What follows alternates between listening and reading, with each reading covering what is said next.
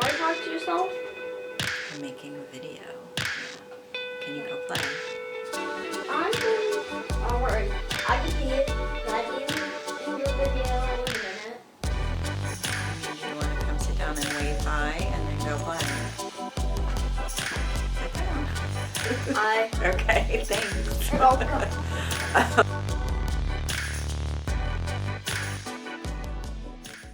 Hi friends, I'm Courtney and I am the Midlife Housewife. I am a Gen X stay-at-home mom and wife with a ton of free time. No, actually that's not true. I don't have a lot of free time, but I do have a lot of opinions, and so I'm doing what everyone else is doing these days and sharing them with the internet. Today we are going to talk about the TV show Love is Blind, and it is my new favorite train wreck. It is airing on Netflix. I believe that the last episode of the season released today, so Netflix was releasing episodes like episodic network television, so every week I think a new episode was released on Thursdays. I actually just started watching it over the weekend, and I have only watched the first 4 episodes, so that's what we're going to talk about today. So a little background on the show in case you have never heard of it. It is being called a dating experiment, where there were originally, I believe, a group of 30 singles, 15 guys and 15 girls picked to live in a house. Now the catch is that they live in separate wings of the house and they never meet, but they date via dating pods, which sounds weird, which are rooms that they can go into. There's a wall between them so they can talk to each other, but they cannot see each other. So the big, I guess, premise of the show is what happens if you remove all of the things that initially draw us to someone else. So if you don't know what height they are, how much they weigh, or what they look like, or what race they are, will that really make a difference in your ability to make a connection with them and potentially fall in love? So the show is hosted by Nick Lachey and his wife Vanessa. Nick Lachey is from the boy band 98 Degrees, and I don't know why I'm laughing saying that. I mean, I kind of rocked with 98 Degrees back in the day. Fun fact, Nick and I are from the same hometown of Cincinnati, Ohio. We have a streetcar that goes around Cincinnati, and Nick Lachey is the narrator for your streetcar ride, which I find hilarious. So anyway, Nick and Lachey meet the singles, tell them what's what, and we sort of jump into the dating situation. From what I have read online, the producers didn't really set any expectations with any of the people on the show in terms of whether or not they were looking for proposals. So you could go on the show and date and walk away, or you could go on the show and find someone, meet, fall in love, which is what some of these crazy kids have done. So the first couple that we meet is Cameron and Lauren. They're my favorite. I have a soft spot for them.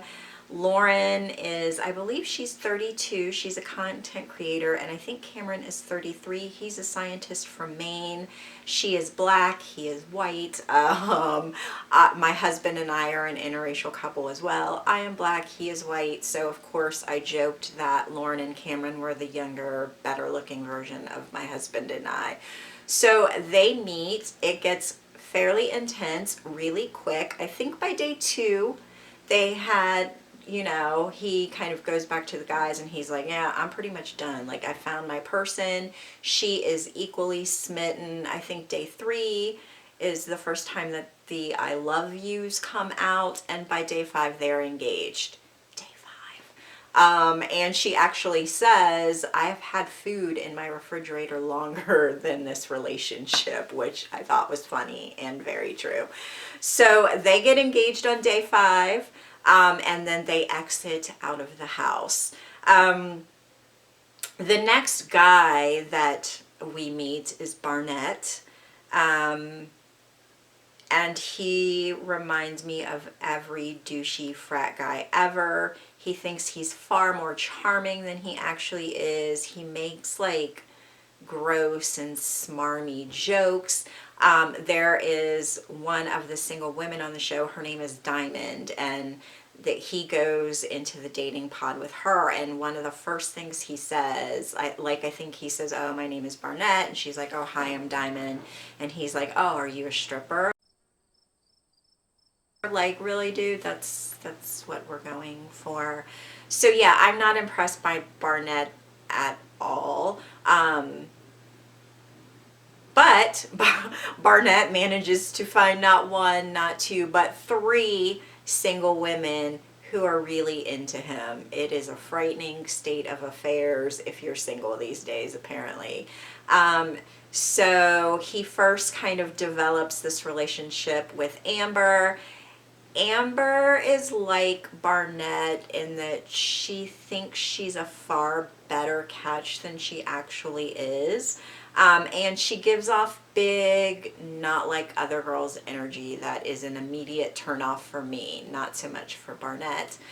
He seems equal parts turned on and terrified of Amber, so take that for what it is.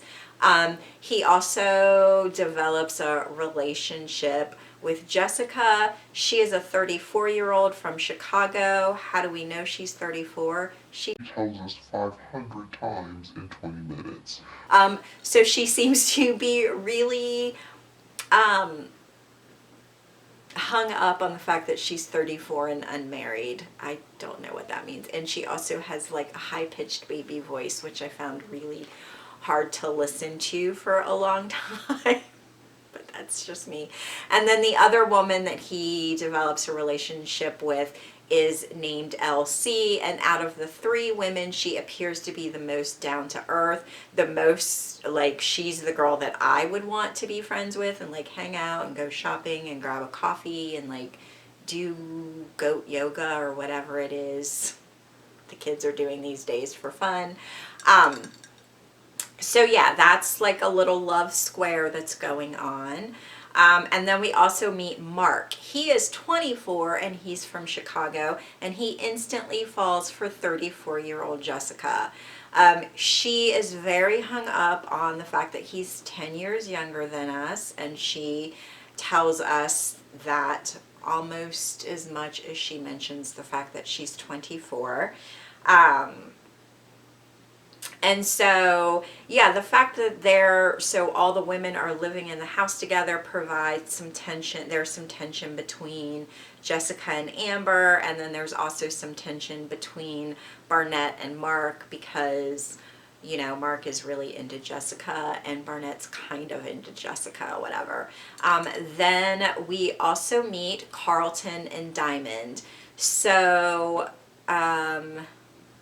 Carlton, his first introduction, like, I wasn't really digging him. I think, like, you know, he is a very, like, good-looking guy, well-groomed. He's got, like, the suit, and he wears, like, the, like, quirky socks, and the, you know, he's got a nice beard happening, like, the whole thing. And we do see him develop a relationship with Diamond. The thing that kind of was off-putting for me about Carlton, I think, like, in his intro, like when we're meeting him, he says something like, you know, when I was younger, I think he is also in his 30s, but he says something like, oh, when I was younger, I always wanted, you know, like, the flyest. I thought I needed to have, like, the flyest girl, and she had to be the prettiest and the finest, you know. I basically could have my pick of the litter. And yeah, but anyway, he develops a relationship with Diamond, and it seems, I don't know, like it seems, so this is kind of what I felt watching this relationship developed. So Diamond and Carlton's relationship reminds me of, here's a little bit of a backstory. I went to kind of like a fancy-ish, well, it was a fancy prep school, and I started in kindergarten and went all the way through to high school and like graduated from there. It was very, very white and at any given time there were only a handful of black students. So watching Diamond and Carlton interact felt very much like when there's only like you and another black guy in your group full of white friends, and you're not really sure if you like each other, you don't even really know each other, but everyone there like ships you. That's what it felt like. So yeah, that's what watching them felt like. In the end, they do end up getting engaged, and we'll talk a little bit about what happens with them later. So we also end up towards like, I guess the middle of the third episode, meeting Kelly and Kenny. So I'm not sure if production thought that they had like a love connection, because we really don't see much of them like in the B-roll at all. And then I think they realize like, oh shit, like these two people might end up together, we need some footage of them. And it all felt a little bit rushed, even more rushed than like getting engaged within 5 days. So we learn that Kelly is a health coach and Kenny is like a sales director, and they end up getting engaged too, and that's really all we know about them. And then our next engaged couple is Damien and Gigi, and she is like very blonde and bubbly and very, very pretty. I kind of had her pegged as like a free spirit, kind of like, she was giving me like Coachella influencer vibe. And he seemed very, like, their interactions were odd in that he seemed very, like he was saying things because in his brain he was thinking like, this is what a romantic guy says, and so like he said the thing. They end up getting engaged, which was also like very weird. Like he has this box delivered to the pod and tells her to open it, and she opens it, and you know, he's like, oh, what's inside? And she says nothing, and he's like, that's right, because I've taken the bow off and I'm wearing it and I am your gift. And I'm like, I don't like it. I don't know. It was very, very weird. And the other thing that was super weird about the engagements was like, the guys would be like, oh, you know, I love you, will you marry me, in front of this wall. And then on the other side of the wall, the women were like, oh my gosh, yes, I never thought this day would come, even though I just met you literally 5 minutes ago. And then, yay, we're getting married. And then they leave the room and like go back to the house. I don't know, it was weird. So that brings us back to the quad of Barnett and the women and Mark. So Barnett had been, you could really tell that it was coming down to Amber and Jessica. At one point, like, he discussed marriage with Jessica and she was fully convinced he was going to propose, and then the next day he kind of walks that back. I don't know if he got a little bit of cold feet, which is reasonable because you don't even know this chick. And she comes out of the date and she's super upset, and she goes to Amber and she's like, I don't know what he's been telling you. He's a fuckboy. He's playing mind games. I'm not, like, I don't want any parts of this. And then you can kind of see like this moment in her eyes that is sheer terror, because I do think that she really wants to get married, and she had pushed Mark away, putting all her eggs in the Barnett basket, and then Barnett was like, you know, I don't really know.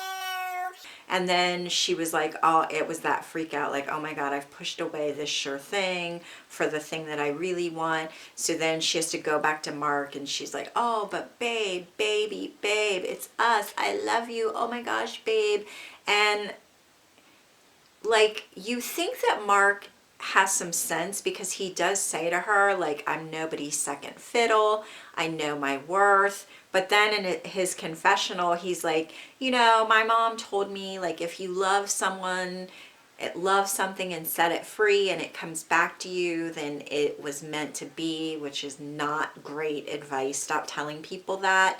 And he ends up proposing to Jessica. So they're the, I think, fourth couple that get engaged. And so then it's down to Barnett and Amber and Elsie, since Jessica has removed herself from the narrative. And so he goes into a date with Elsie and, you know, says, I don't want to hurt you, but you're not the one for me. And you see her in her confessional really broken up, and I felt bad because she seems like a really great girl, and you know, she's like, I don't know what it is about me that makes me like unlovable to men or unmarriable. And I'm like, girl, it's not you, it's them. And you do not want this particular douchebag. You dodged a bullet, girl. Run. So in the end, Barnett ends up proposing to Amber. So after the guys propose, the next day, the couples actually is when they actually like see each other for the first time and do the like traditional proposal with the ring and whatnot. After they propose, the show whisks them off to somewhere in Mexico, a very fancy resort in Mexico. And so we see them really getting to know each other like in person. So what I enjoyed about this, we see Lauren and Cameron, they arrive in Mexico first, and we sort of we see them interact like in the hotel room for the first time. And as a black woman who has dated like outside of her race, I really felt that first, you know, like she sees him with his shirt off for the first time, and she's like, he's very like, that's a lot of chest hair that we're working with. And I do, like, it did make me laugh. And I remember like the first time that I ever slept with a non-black guy, and you're just like, wow, that's like a lot of freckles everywhere. I was not expecting that. So you can see, like, at least I could see her kind of like, you know, taking him all in and kind of processing like, oh, so I'm really about to do this. Wow. And you know, I'm yelling at the TV like, girl, it's fine. No matter what you've heard, it's fine. Everything works the same. It'll be good. And then we see, who else do we see? We see Diamond and Carlton and their weird dynamic once again. Like, you know, I feel like, okay, so let's have this conversation about Diamond and Carlton. And we're going to have this conversation respectfully. We are not going to be homophobic or biphobic, particularly like in the comments. So we see them interact in Mexico, and she kept saying like in her confessionals, like, I feel like there's something more, there's something wrong. Like, I really think that she felt that he was not being completely like open to her, or there was still a wall there in some kind of way. And then initially, like, we see him saying, like, when he proposed, he kept saying, like, in his confessionals, I'm happy that I found someone that I can be 100% honest with, and that I can be, I'm free to be me with, without really knowing what that meant. So in Mexico, we see, her saying, like, I still feel like there's a wall up. And then in his confessionals, we hear him say that he is bisexual, and that he has really had issues in his past, disclosing to women about his bisexuality and their responses to that. So we can, and I can see where that would be something that would be holding him back, especially like in this particular conversation. Now, there have been debates online about, whether he should have disclosed this before he proposed. And he does finally end up telling Diamond that he is bisexual. And, her initial reaction, I feel like, would be anyone's reaction when a partner is telling you something that you didn't know and that you really hadn't suspected. So I feel like she is very respectful, and she is trying to take in what he's telling her and really trying to process what he is saying to her. And she does let him, get everything out that he needed to get out. And then we see them the next day, and, she's like, it's the next morning, and she's like, I really didn't sleep well, and I just, have really been trying to think about what he told me. He, seems to think that it went better than I think she thinks it went. So we see them meet up, and I really it went left quickly, right? And I didn't see that coming, because I honestly felt like Diamond responded in a compassionate way, and I really felt like she was saying, like, hey, I'm not rejecting you, but like, if we're going to do this, we need to have conversations about this, and we need to have hard conversations about this, and we need to have deep conversations about this, like, we're engaged. And I didn't feel like she was unwilling to have those conversations. Carlton reacted badly, but I also feel like his reaction was a lot of projection onto her. So I feel like he was projecting a lot of like his past rejections and, his past interactions with women that he's dated onto her. And I felt like he really did not even give her a chance to come to grips with what he had told her. Whether or not he needed to disclose, I don't know. I'm sort of I don't know. Do you really need to disclose that? Because if you're a bisexual person, like if you're a bisexual guy and you've made the choice that you want to be in a relationship with a woman, does what you've done in the past, like, does that really matter? And if you've made the choice that you want to be married, does it matter? Because you're committing to a monogamous relationship with a woman.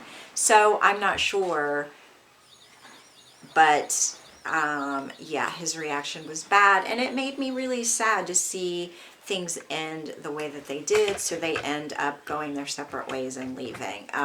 One interesting and kind of funny thing that I thought I do enjoy the way the show is at least attempting to tackle the interracial thing. Like we see Lauren wake up the next morning with Cameron. She has her bonnet on.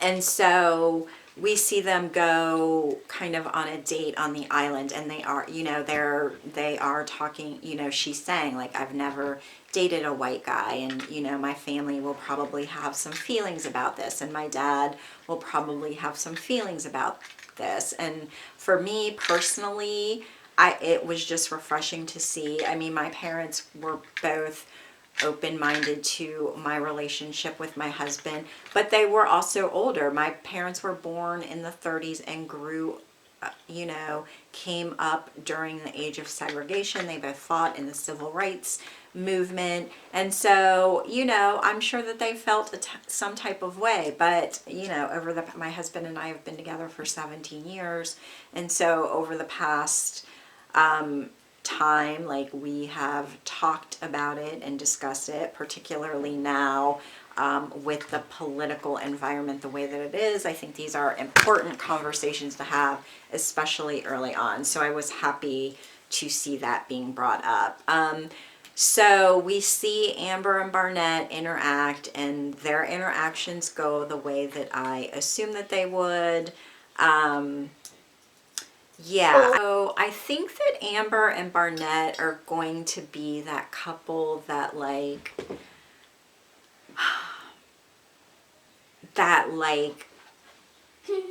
argue a lot in public, because arguing and like making and then like you see them like get into this like wildly inappropriate argument like during a dinner party, and then you hear them having makeup sex in the bathroom. Like, I feel like they're that couple. The dancing on the beach in the rain was like cringe. So, and then towards the end of the episode, it is revealed to the couples that they are all in the same place together. So, and none of them know what anyone else is, like what anyone looks like. So we see that first interaction on the beach where, you know, Lauren, once again, my favorite, is like, Barnett, he looks like a douchey frat guy. And I was like, yes, we are like, you get me, Lauren. And yeah, a lot of it is like, oh, Gigi is very beautiful, and you know, the women are like, Cameron looks like he does have like a very soothing voice, and you know, basically they're like, everyone's attractive because it's a dating show. There's lots of awkwardness because Jessica didn't expect to see Barnett there, and it is still clear to everyone watching, including Mark, that she still has a thing for him. And then we also, like, the group separates, so the guys are kind of chatting. Damien, of course, brings up sex because he's engaged to Gigi and she's very hot and he got laid. So that's the very first thing that he wants to talk about. What I did find interesting is that Kenny lies about sleeping with Kelly. Like, Kelly and Kenny and Mark and Jessica were the two couples that did not sleep together on the first night. Mark does say like, oh, we're taking things kind of slow. I don't know if he came right out and say it, but Kenny, when in the group of the other guys, straight up lies, and I'm kind of shocked by that. The girls like talk about it, and of course Amber goes on and on and on and on about how awesome it was with Barnett and whatever, girl. So anyway, that is where we are. I only watched episodes 1 through 4. I know today is Thursday, so I know the final episode released today. I am excited to watch the final episodes and see the weddings and see who went through with it. So if you are watching this train wreck, leave me a comment down below. Who are your favorites? Who do you think is going to make it to the altar?